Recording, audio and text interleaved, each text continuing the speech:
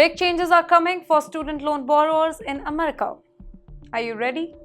Starting May 5, 2025, the US government will resume collection on federal student loans that are in default. Well, this officially ends a 5-year pause that began during COVID-19 pandemic.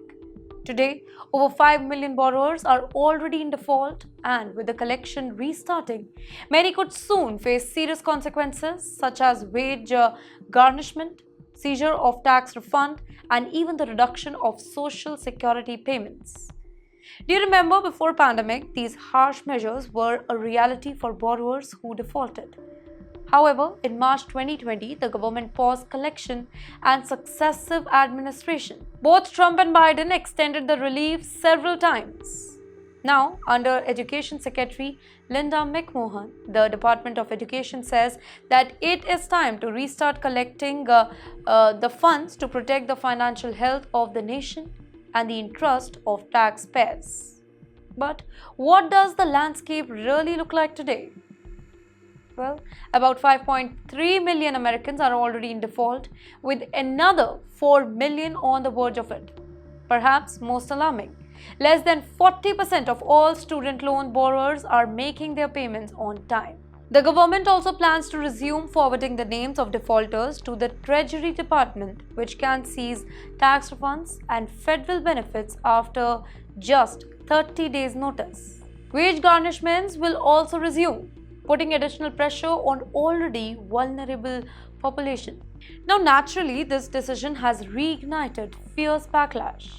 Critics warn that taking away social security payment will disproportionately impact elderly and disabled borrowers, pushing many deeper into poverty.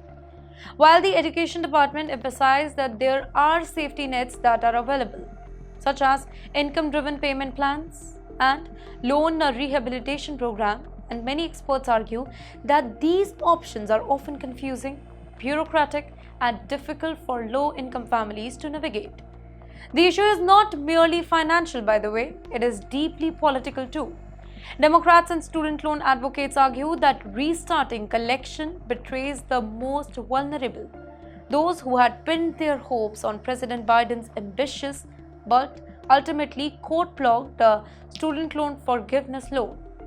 Now, for many, the sense of betrayal runs deep, reflecting broader frustration with a system that seems increasingly indifferent to their struggles. And also, let me tell you, among those hardest hit are young international borrowers, specifically Indians. More than 268,000 Indian students are currently studying in the US, and most depend heavily on loans to fund their education. After graduation, many struggle with repayments, particularly if they lose their visa status or face difficulties finding employment. If these borrowers fall into default, the consequences are specifically severe.